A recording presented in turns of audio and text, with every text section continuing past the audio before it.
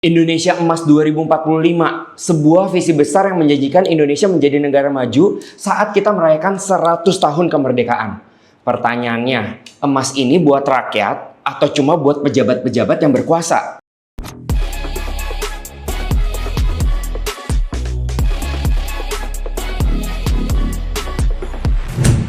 Tahu nggak?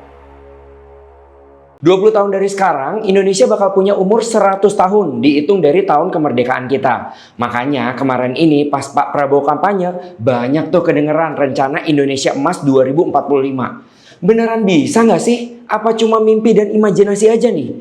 Bayangin ya, kemarin aja IHSG anjlok, RUU TNI cepet banget, sedangkan RUU perampasan aset nggak ada lagi tuh update-nya. Terus tiba-tiba muncullah berita perselingkuhan gitu-gitu di kalangan pejabat yang nutupin berita-berita kenegaraan. Tapi jangan underestimate dulu dong. Kalau aku sendiri sih yakin ya, minimal kita aja udah kepikiran mau bikin Indonesia Emas di tahun 2045. Berarti masih ada lah tuh hati-hati baik para pejuang bangsa ini buat majuin Indonesia. Apa sih emang Indonesia Emas 2045 itu? Jadi ada visi gede banget buat Indonesia di tahun 2045. Buat jadi negara yang maju, sejahtera, sama punya daya saing yang tinggi di dunia.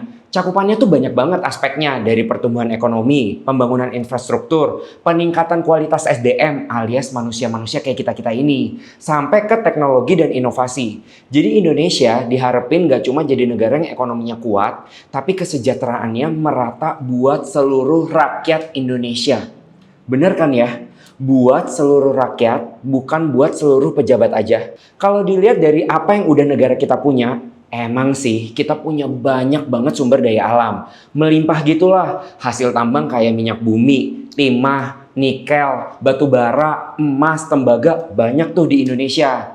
Nah, nggak cuma hasil alam aja, orangnya juga banyak banget. Ada sekitar 280 juta jiwa. Jadi dengan orang dan hasil alam sebanyak itu, sebenarnya Indonesia sih punya banget ya potensi buat jadi negara maju.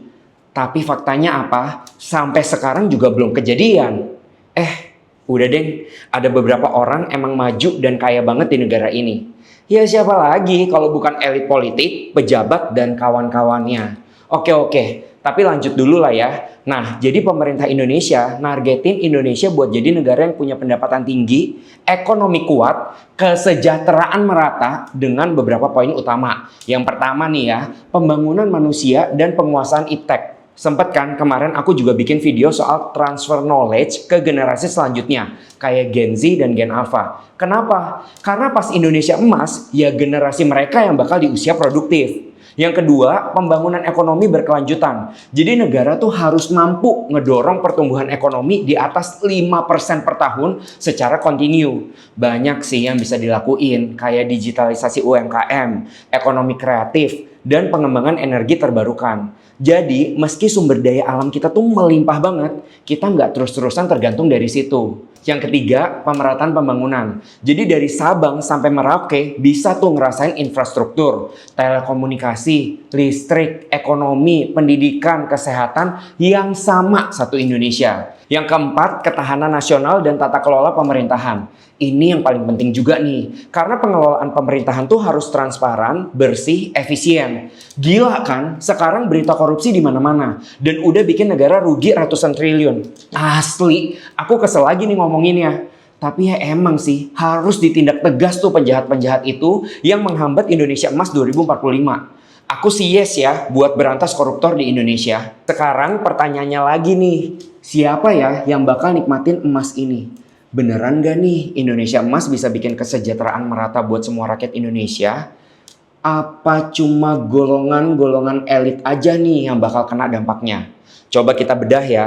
Kalau emang pertumbuhan ekonomi Indonesia bisa mencapai rata-rata 5-7% per tahun, artinya banyak pembangunan yang berhasil dan efektif. Bener kan? Pasti ada investasi tuh di infrastruktur, digital, dan tentunya kualitas SDM atau tenaga kerja juga pasti makin bagus. Kalau dilihat dari zaman sekarang yang udah kenceng banget soal teknologi dan digital, pasti bakal ada improvement nih di sektor e-commerce, fintech, dan industri kreatif yang bisa bikin UMKM juga berkembang. Apalagi kamu tahu juga kan, internet tuh udah kayak kebutuhan pokok zaman sekarang. Kalau udah bisa makan, pasti semua orang carinya apa?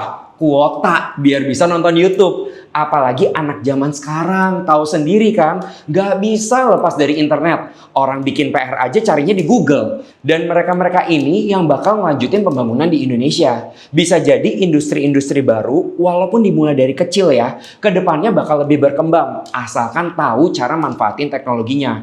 Kayak sekarang aja, coba kita lihat ya. Menurut aku, ada orang-orang yang bisa sukses tiba-tiba. Bukan karena bapak emaknya tajir mampus, tapi ya emang karena dia mampu manfaatin peluang yang udah ada.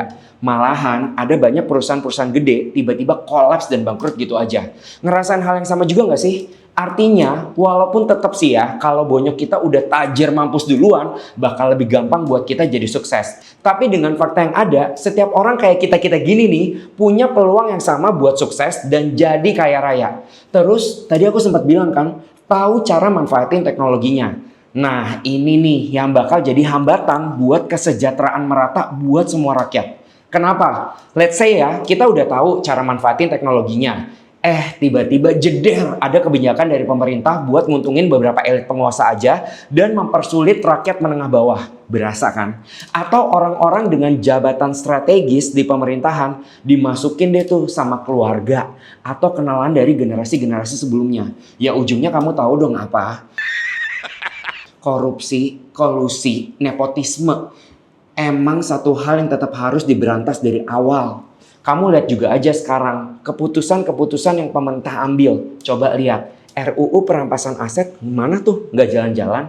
Tapi harta kita nih, masyarakat, diambilin terus lewat pajak yang naik terus. Berasa nggak sih kamu?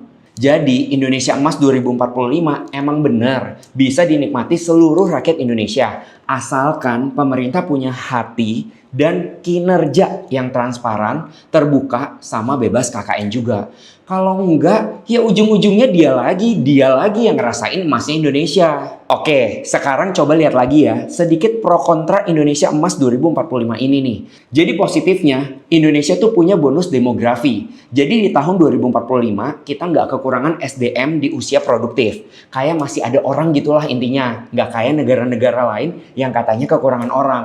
Cuma balik lagi ya, itu anak-anak zaman sekarang juga harus dapat pendidikan yang benar. Biar mereka tuh bisa ngasih manfaat dengan benar juga buat Indonesia di tahun 2045. Percuma juga nggak sih kalau nanti malah cuma jadi bikin susah? Udah gitu teknologi dan infrastruktur bakalan makin maju juga kan? Nah, ekonomi juga bisa makin berkembang di berbagai sektor kayak manufaktur dan pariwisata juga. Tapi di sisi lain jangan lupa, Indonesia tuh punya utang yang gede banget juga loh. Utang ini sebenarnya ada sisi baiknya. Karena kita jadi punya duit buat ningkatin infrastruktur negara, bangun fasilitas kesehatan dan pendidikan. Intinya bisa dipakai buat bangun Indonesia dengan waktu yang lebih cepat. Tapi, kamu tahu kan, kalau sampai dikorupsi, bye-bye udah. Bayangin aja ya, contohnya, mama kamu utang sama bank buat bayarin uang kuliah kamu. Sambil dia kerja jualan kue, dia bayarin tuh utangnya. Bukan dipakai buat kuliah, malah dipakai mabok-mabokan. Uangnya habis, kuliah nggak kebayar, utangnya tetap masih harus dibayar. Mama kamu tetap harus jualan kue buat bayarin utangnya. Nah, emang utang ini bisa jadi ancaman buat Indonesia juga. Sama satu lagi sih, tantangan yang paling gak terduga soal lingkungan dan bencana alam. Itu bener-bener gak ada yang tahu loh, dan gak bisa keprediksi. Jadi sambil berdoa aja ya, semoga Indonesia selalu dalam perlindungan yang maha kuasa. At the end, keberhasilan Indonesia Emas 2045 tuh tergantung gimana pemerintah, swasta, dan masyarakat kerjasama buat ciptain pertumbuhan ekonomi yang berkelanjutan dan kasih kesejahteraan yang merata buat semua rakyat Indonesia. Indonesia Emas bukan hanya soal angka dan pertumbuhan ekonomi. Ini tentang kita, tentang siapa yang akan mendapatkan manfaatnya. Kita semua punya peran. Jadi kita siap nggak nih?